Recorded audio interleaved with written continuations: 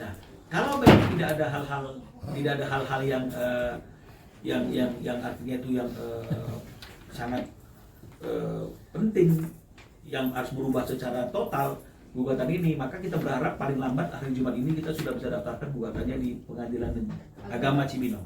Gimana Kak Dewi, udah yakin? Ya udah yakin untuk berpisah sama Kak Andrew? Insya Allah yakin.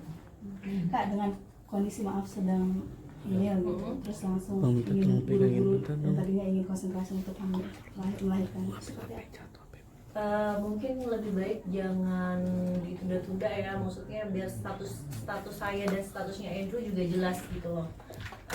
Kalau untuk hamil dan lain-lain seperti yang Bang Minola bilang, itu ada poin-poin yang sebenarnya tidak masalah sih ya, tetap bisa berjalan.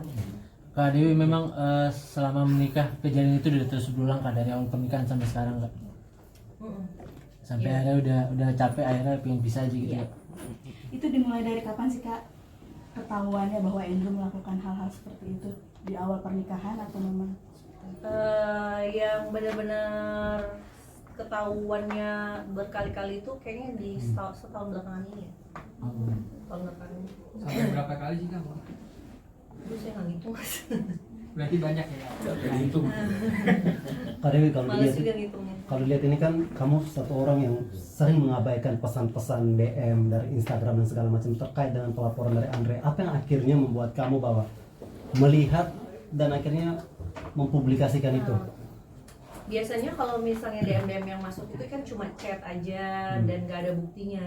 Kenapa saya mempublikasikan? Karena belakangan yang masuk, info yang masuk itu dilengkapi dengan bukti sih. Gitu. Kak, sebelum mengambil keputusan cerai ini sudah buka komunikasi dulu nggak sih sama Andrew? Karena Andrew terakhir bilang nggak ada komunikasi sama sekali dan dia juga minta doa buat permasalahan ini. Oh nggak ada, emang nggak ada. Memang saya maunya semuanya berjalan dulu sampai ada hasilnya. Di saat semuanya udah netral, kita sebagai orang tua aja untuk gimana besarin anak mungkin akan komunikasi ya. Sekarang biar clear dulu. Dimulai untuk komunikasinya sendiri sejak kapan Kak? Sejak kejadian tanggal 8 ya kalau nggak salah. Bulan Ini ya. Yang waktu pas saya speak up. Dan setelah itu juga Andrew nggak pulang ke rumah Kak, untuk maksudnya tinggal bersama lagi gitu Kak? Pulang waktu pas saya kan sempat keluar kota tuh ke Bali itu. Nah dia pulang karena memang dia tahu kalau misalnya lagi begini ya kita nggak mau satu rumah. Sekarang sudah di rumah. Oh, sekarang di rumah? Udah di rumah. Saya yang udah nggak di rumah.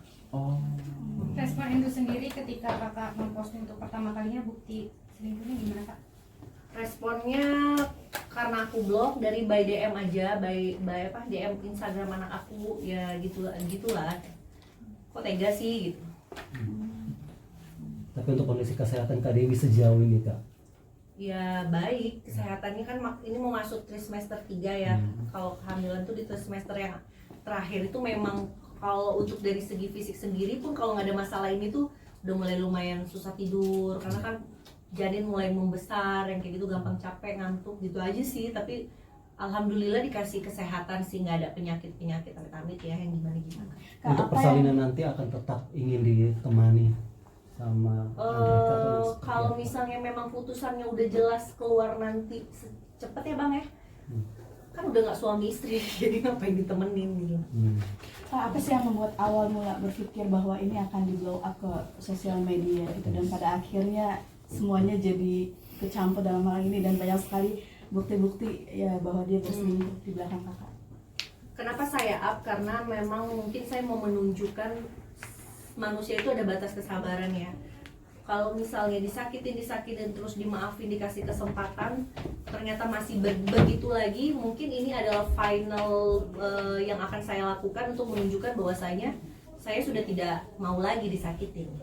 Sempat ada terpikir nggak bahwa dia adalah ayah dari anak kakak gitu, dan maksudnya dari segi nama juga gitu, secara dia public figure? Pas waktu kejadian waktu di up nggak kepikiran karena kan kondisinya lagi emosi, marah segala macam, jadi saya nggak mikir juga bakal seramai ini. Tapi sekarang makanya kenapa saya proses ke jalur hukum, karena memang saya udah nggak mau memperlebar lagi gitu loh, kayak membuka kesalahannya dia atau segala macam.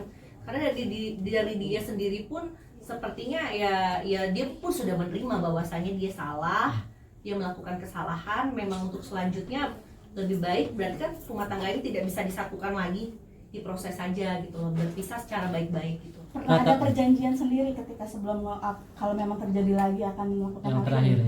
ya? Iya, makanya dia pun sebenarnya sudah tahu. Jadi sebelum kejadian ini pun kita udah ngomong, kalau misalnya ini kejadian lagi, saya nggak mau ya, saya mau selesai secara baik-baik aja, kita pisah, tapi kita urusan anak tetap komunikasi secara baik.